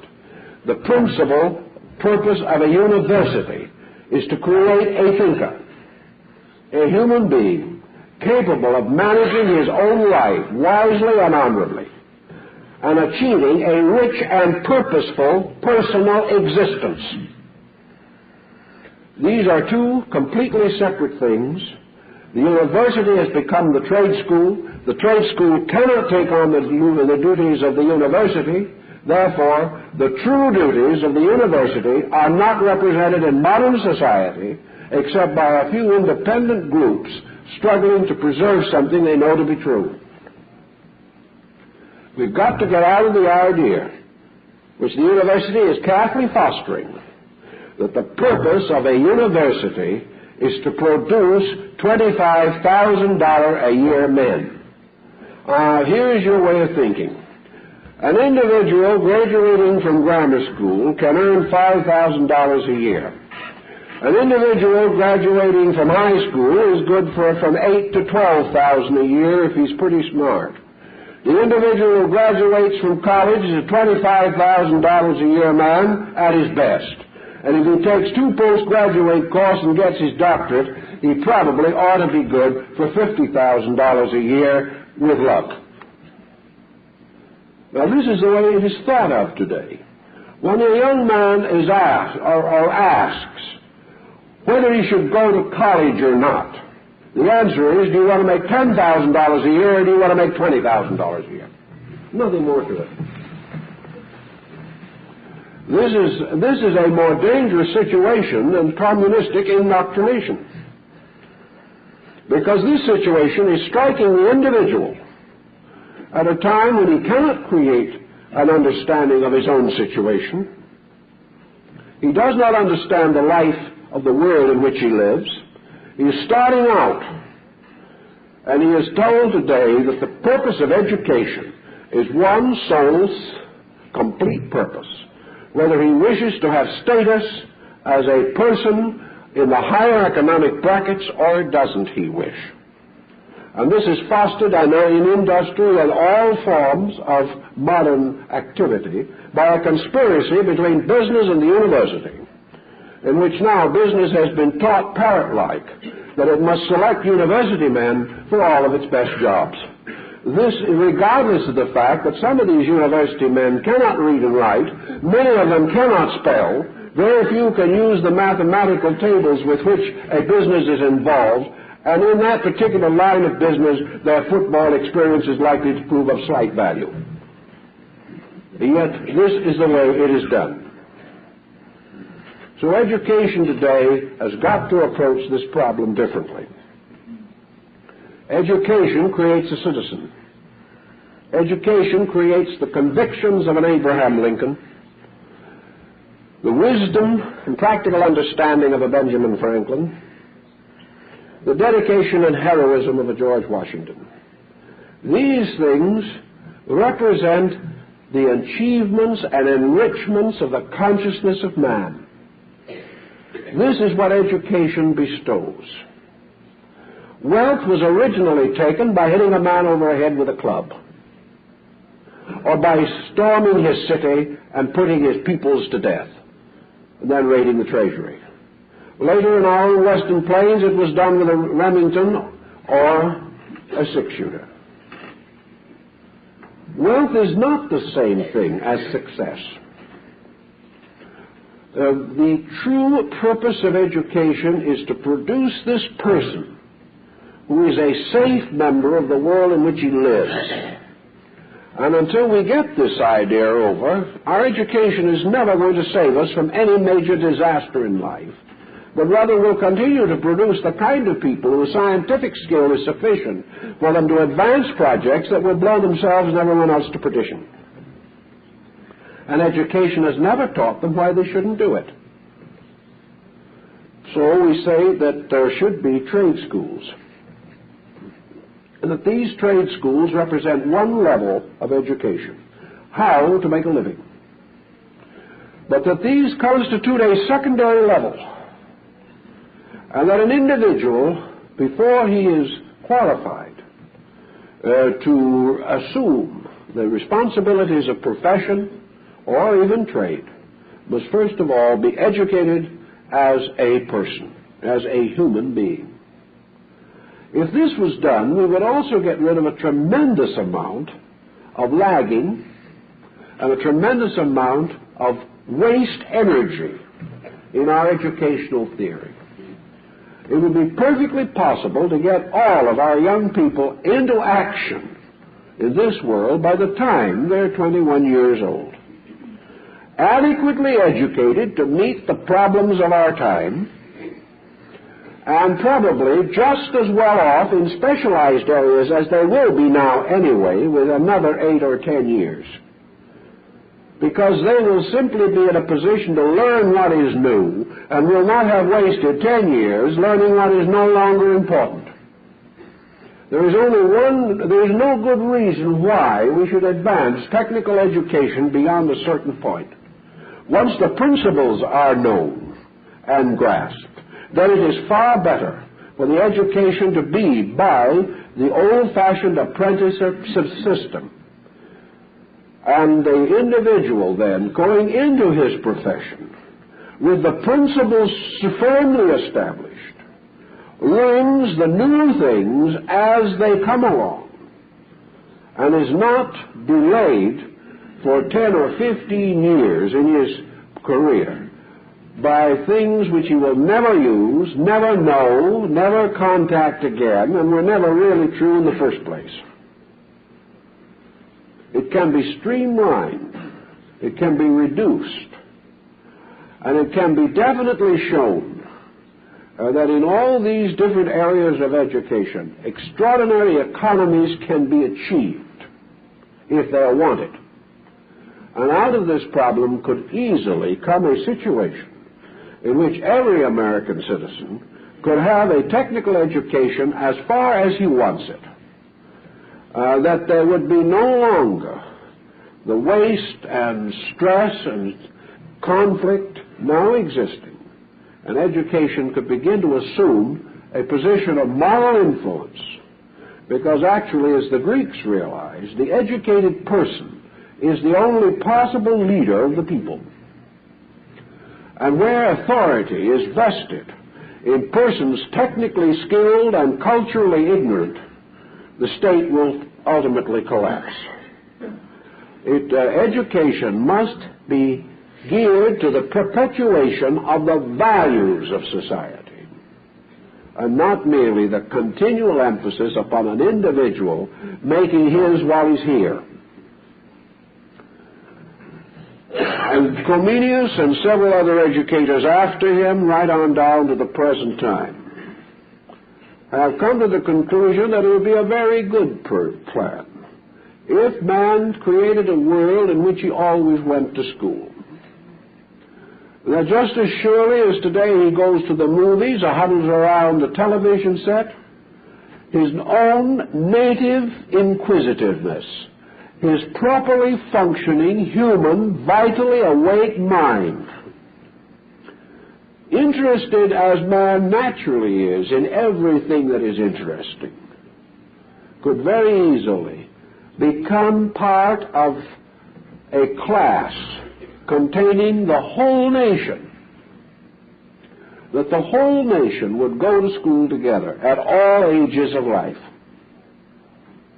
that this schooling wouldn't be by the hour, or wouldn't take the man away from his job, or make him a pauper while he was learning it, but that this education would be a continuing contact with knowledge, and that he would regard it just as important to spend one evening a week for the rest of his life keeping up with the knowledge of his world as he now does, sitting around and wasting that evening on something that produces nothing for himself or anyone else and may end in nothing but a family argument. We are bored because we do not think. For many years, the American people developed the movie habit. And there are persons who actually wrote into newspapers and said that they had been to their local motion picture house 2 evenings a week for 11 years without missing. These people were simply there because they enjoyed going to a movie and seeing their favorite actor.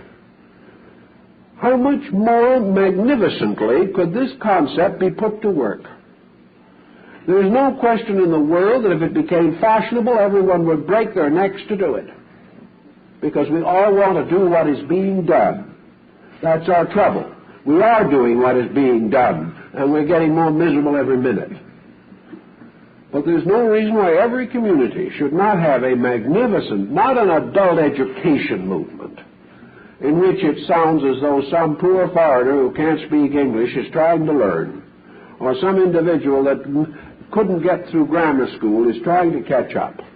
This isn't the purpose at all, but the recognition that man himself lives in an unfolding universe, that man's own thoughts keep growing all through life, that his world is moving, that the consciousness of his attainments are moving, and that it is perfectly right and proper that every human being keep abreast of them.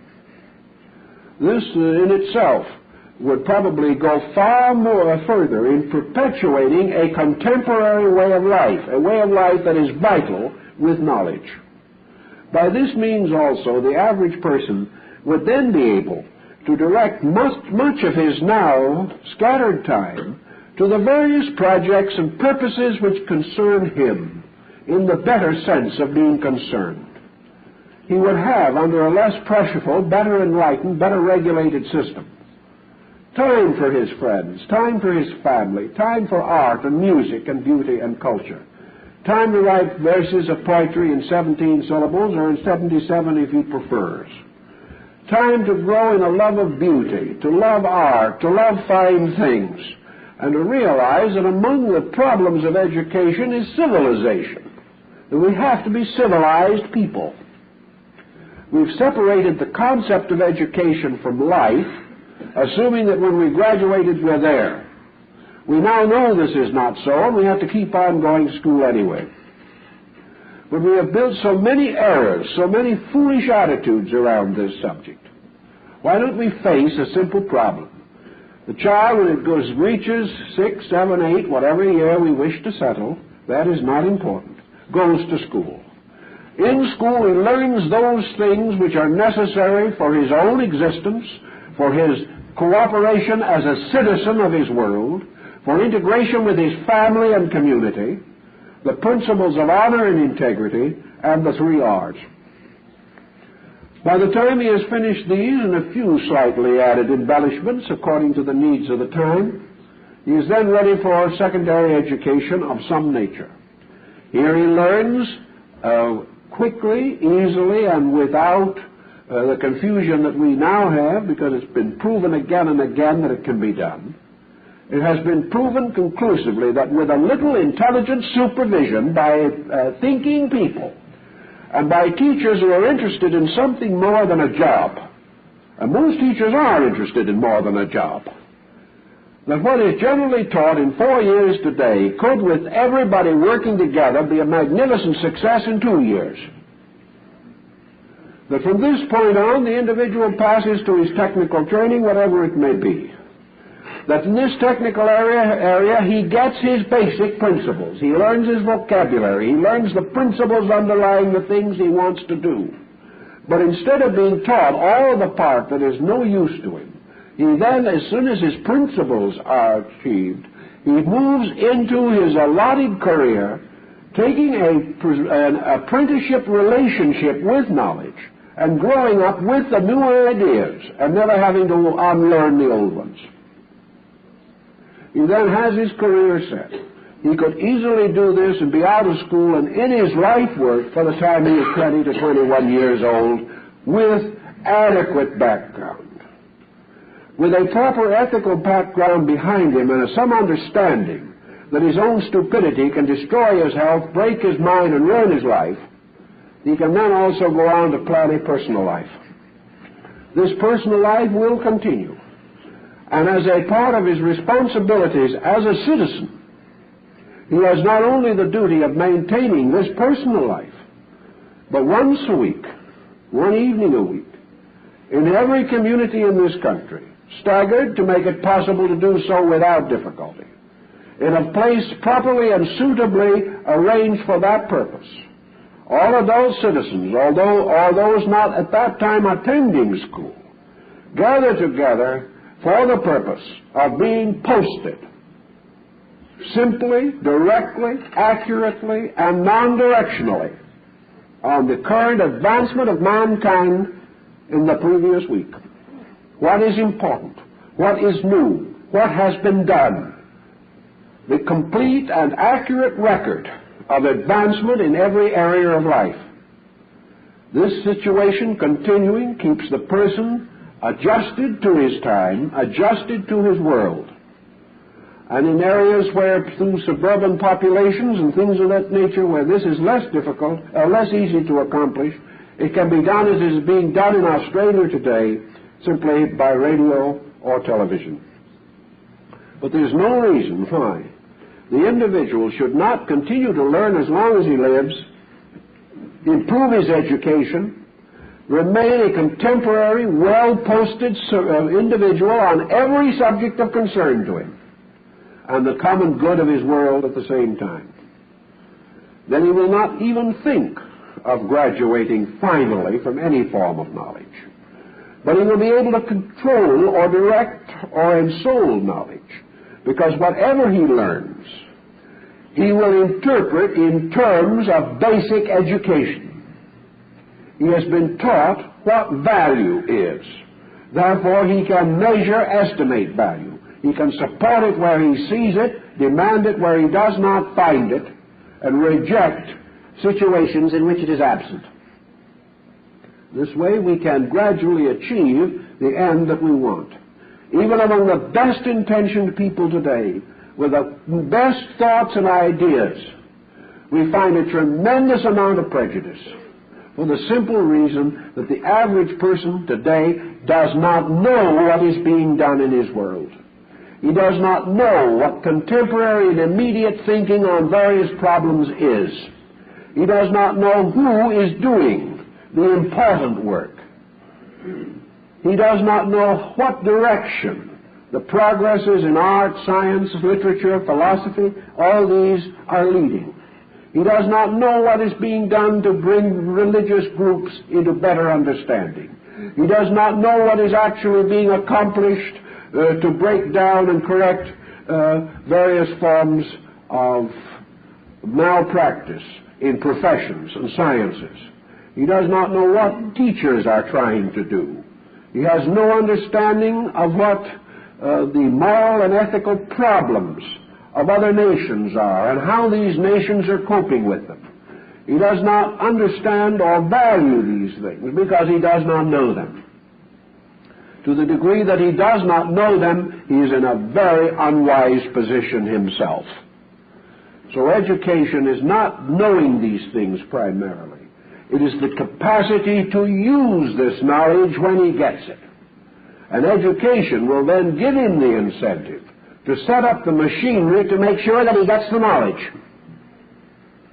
And just a very moderate degree of united effort in these areas could remake a very difficult situation and actually get us out of a fog in the field of learning that has been thick and impenetrable as Los Angeles smog for the last 2,000 years. And out of the smog we must come. Otherwise we will continue to wander around believing that we are in a strange and terrible world. And when the smog suddenly clears for a moment, we'll find we've never left our own backyard. That this terrible world is a world of mystery, a mystery which we have not solved because we have not the necessary knowledge. That this knowledge exists, we know. That we do not have it, we also know. That we should have it, we further believe. And under the pressure of our time, we're beginning to suspect that if we don't get it, we're going to be in very bad trouble. Education has got to reconstruct itself to meet the pressures of an age of rapid progress. And that means that every thoughtful human being must be able to adjust to rapid progress without tension and without ever losing his own center of integrity. To make this adjustment, he must have education to protect that center of integrity and knowledge to keep up with the constant changing of his times. He has these two things working together. He is relatively secure, both as a person and as a member of the community in which he lives. Time up.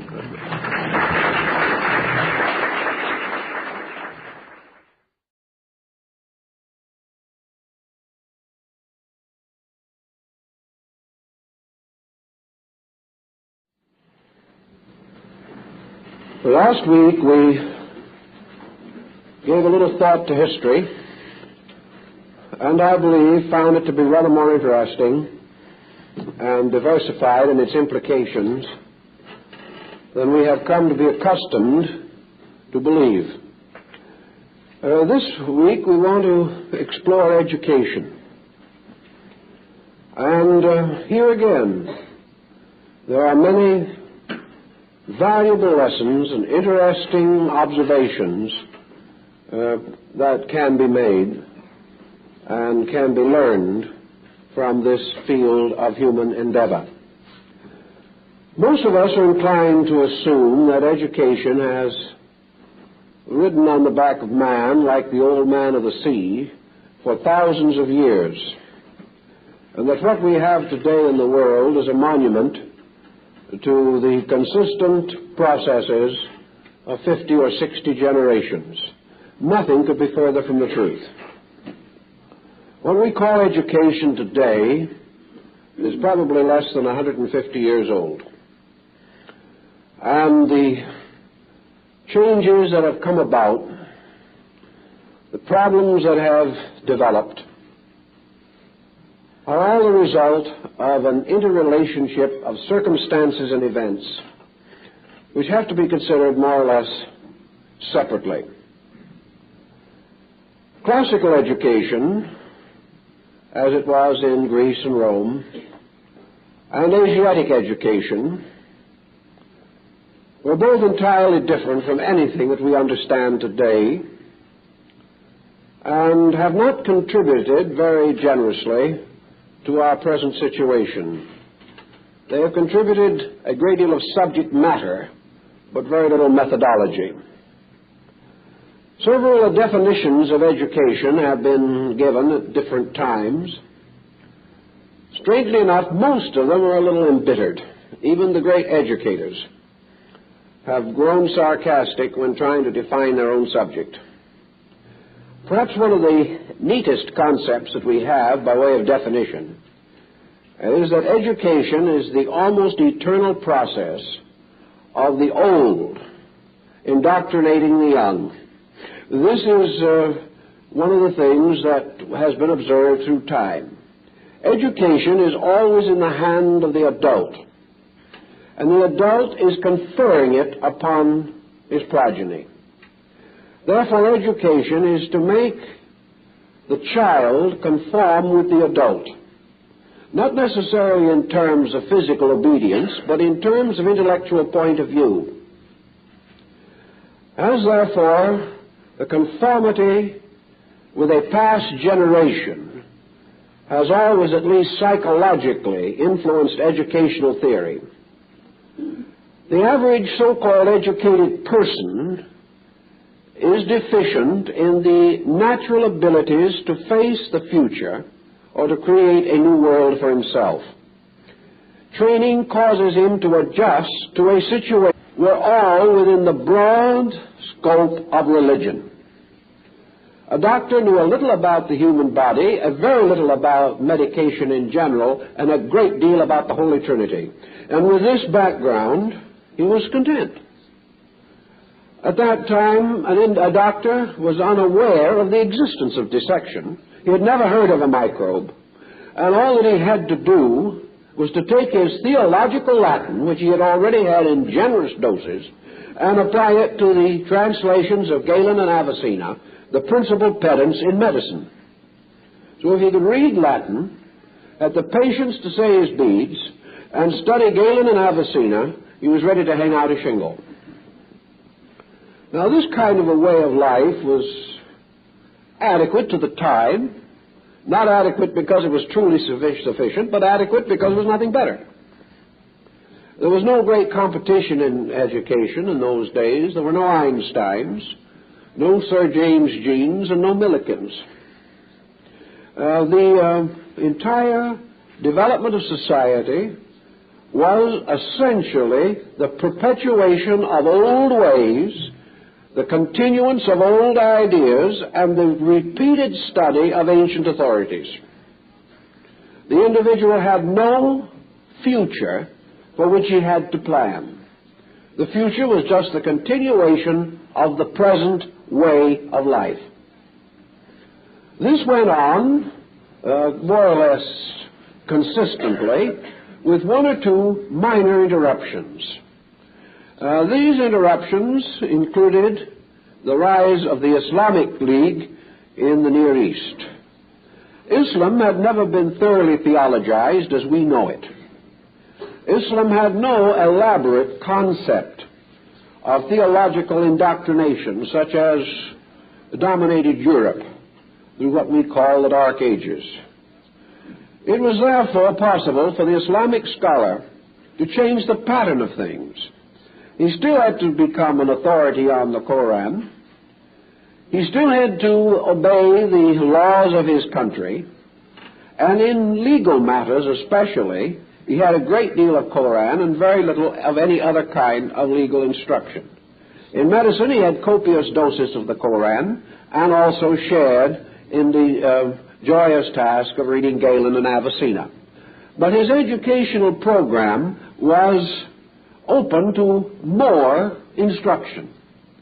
He began to become aware of philosophy, which was more or less exiled from European education. He began to consider science, astronomy, mathematics, more in the terms of the old Grecian culture.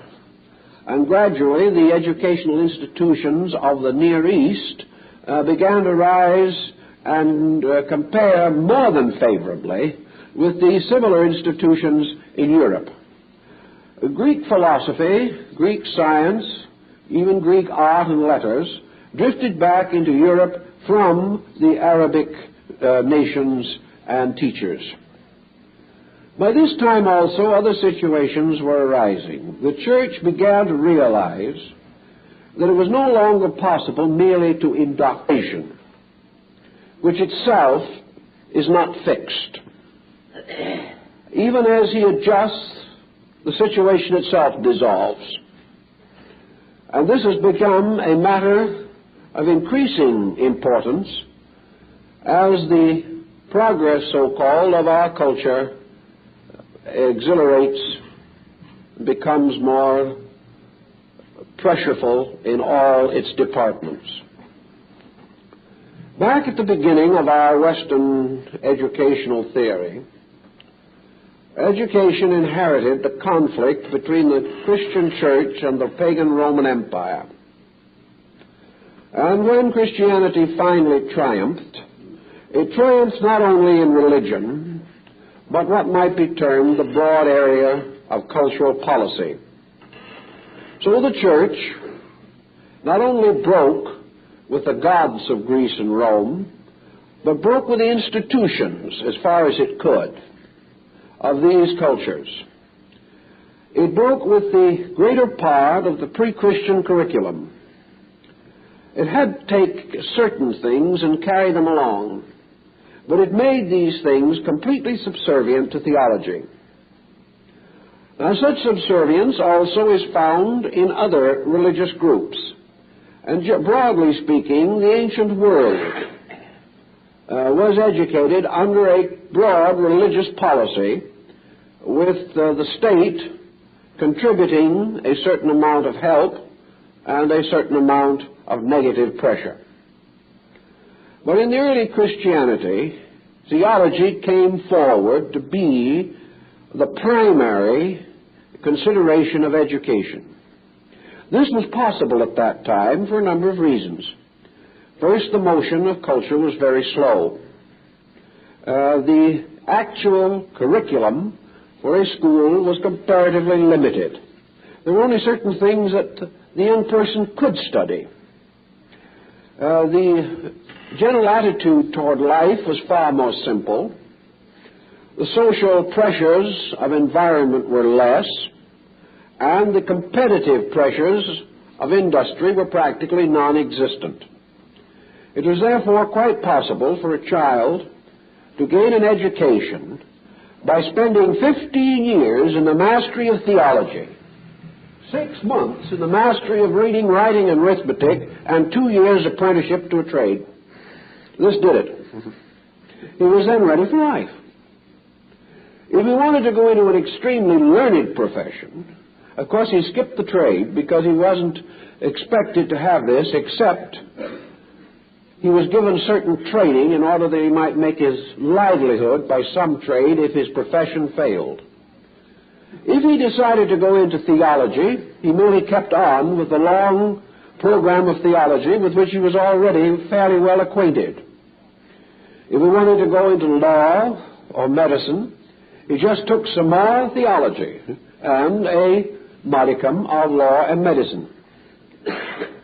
So whatever subject he went into, from navigation to dialing, from the study of grammar to what the old physician called the study of the physics, these things to the general manner of monks, and were prepared for long periods of confinement in unhealthful quarters, in uncomfortable and even dangerous locations, without adequate food, without adequate medical care, without the normal hygiene of life. It was a rather rugged problem at that time to secure what might be considered an adequate education. But with the coming of the Protestant Reformation in large parts of Europe, and increasingly in the rest of Western culture, the power of the church over education was not only weakened, but also the funds for the maintenance of education were depleted. In a comparatively short time, most Protestant countries were in a bad way educationally. They had to turn from the church to their local governments for financial help. Where the church was completely out of the picture, of course, there was no cooperation either from the clergy as teachers or from the church as the financing power. Thus, in a way, we have the beginning at the Reformation of the shift of educational responsibility to the state. Now, at that time, the state had practically no interest whatever in the advancing of education. The feudal princes were interested in gathering their taxes and spending the money as they pleased. The last thing they wanted to do, most of them, was to see any of it slip away in instructing or educating other people. So while some of the noble families did make some effort at education, it is true that down through the Reformation and even into the Renaissance, and probably down as late as the early years of the 18th century, we can say that only a minority of noble families were literate. As late as the 13th and 14th centuries, emperors made their marks because they could not sign their own names. So we can't say that at that time education was a widespread success. It was not. It had been more successful up to the time of the Reformation. Then this loss of financial support, loss of prestige, loss of the controlled and directed program of making use of educated people for educated purposes, these all vanished in limbo. It made very little difference to warring feudal princes whether their soldiers were literate or not, as long as they were appropriate men in the field, ready to die for their liege and master. So nothing was done much with education. And little by little, those educational institutions that survived, deprived of the austere disciplines of the cloister schools, degenerated into a group of rowdy institutions, so that during the grand days of Old England, in the time of Shakespeare and his contemporaries, the only records that we have of many English universities was the amount of alcohol consumed by the student body. That's all the records we have. It is quite obvious also that with the loss of the prestige of education, the level of indoctrinate. The individual could say his beads, keep all of the holy days, and never miss the sacraments, and still be unable to administer the responsibilities of collective, national, or state existence. So gradually the church broadened its area, not at the expense of theology, but at the expense of the time of the student. The curriculum began to enlarge and lengthen. Nothing that was taught was left out, but more was added, until finally schooling began to take on a little of the pretension that we recognize today.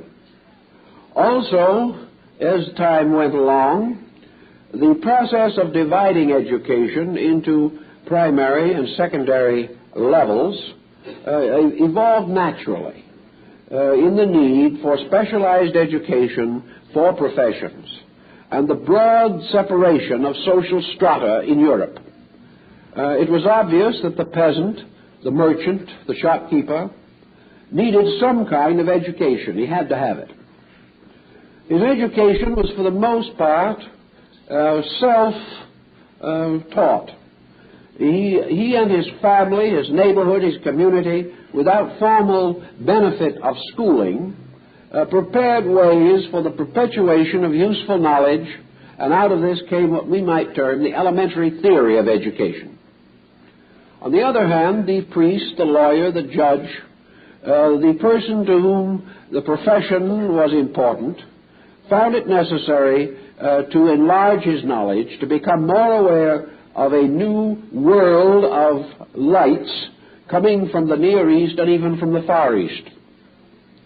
So the higher systems of education began to develop, and most of these were, of course, the cathedral universities and cloister schools, which gradually rose in tremendous numbers in Europe and provided a rather powerful educational pattern. I don't think it's hardly necessary to go into what all of these schools were teaching, because actually their curriculum was not very close to our own. The entire policy of education was quite different. One thing we will say, however, the educated man of the time learned a little Latin and less Greek. He was able to continue his studies in theology, which still dominated, but he was also equipped to meet the simple emergencies of his time. He could perform the various duties and responsibilities with which life confronted him. About this time, we have to face the consequences of the Protestant Reformation. In the Protestant Reformation, a new situation arose. Up to that time, education had been largely financed by the church. Most of the instructors were theologians. Most of the schools were run on monastic lines. Even the early universities were really little more than cloisters. They did not impose clerical obligations upon the students, but the students lived in a clerical atmosphere, took on much